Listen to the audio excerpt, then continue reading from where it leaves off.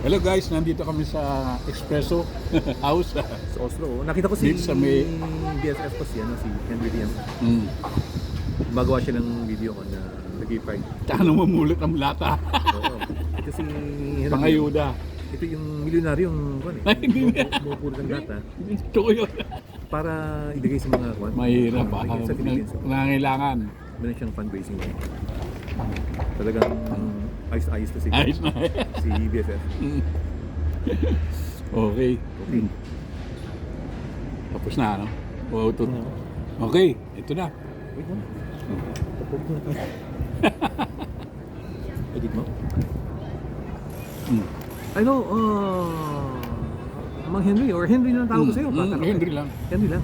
Kasi ako si Raul and I'm always na-admire ko po kayo dahil bukod sa napakayaman ninyo. Alam ko naman yan. Huwag mo sabihin ba yan? Huwag natin sabihin baka makonglap ka. Mamawad na.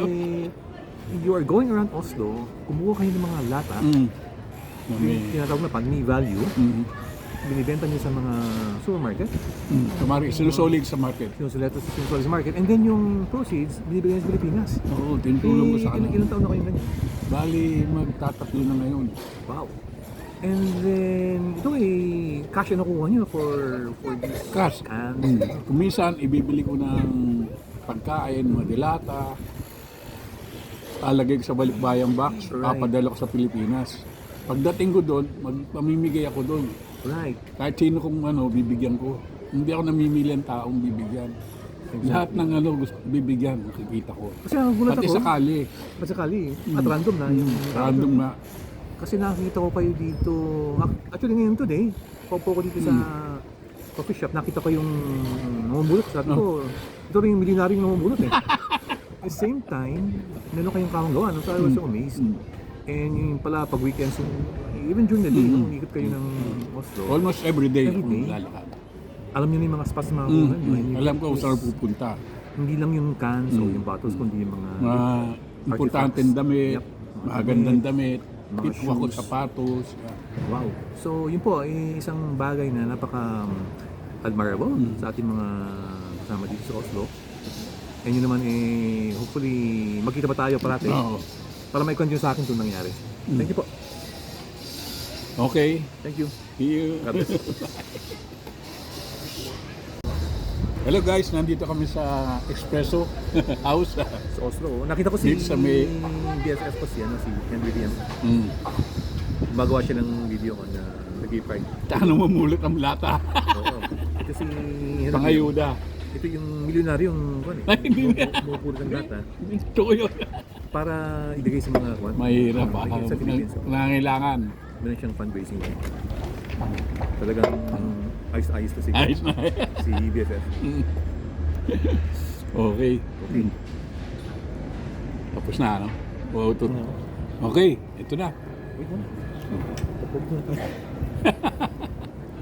Edit mo? Ano, Mang Henry or Henry na lang tawag ko sa'yo. Henry lang. Henry lang. Kasi ako si Raul and I'm always na-admire ko po kayo dahil bukod sa napakayaman ninyo. Alam ko naman yan. Huwag mo sabihin ba yan? Huwag natin sabihin baka makonglap ka. Mamawad na. You are going around Oslo, kumuha kayo ng mga lata, yung tinatawag na pan, value, binibenta niyo sa mga supermarket, Kumari, sinusolid sa market. sinusuleto sa market, and then yung proceeds, binibigyan sa Pilipinas. Oo, tinutulong ko sa kanila. Ilang taon na kayo ganyan? Bali, magtatatlo na ngayon. Wow. And then, ito cash na nakuha niyo for this Cash. cans. Kung minsan, ibibili ko ng pagkain, mga dilata, alagay ko sa balikbayang box, Right. papadala ko sa Pilipinas. Pagdating ko doon, mamimigay ako doon. Right. Kahit sino kong bibigyan ko. Hindi ako namimili ang taong bibigyan.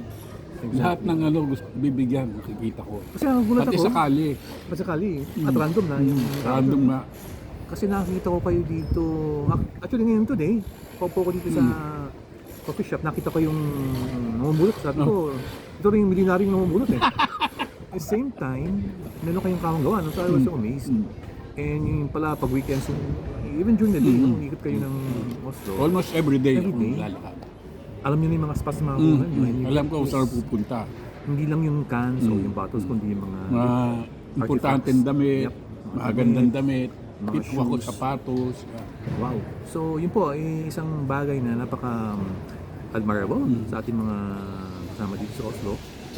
And yun naman hopefully magkita pa tayo parati. Oo.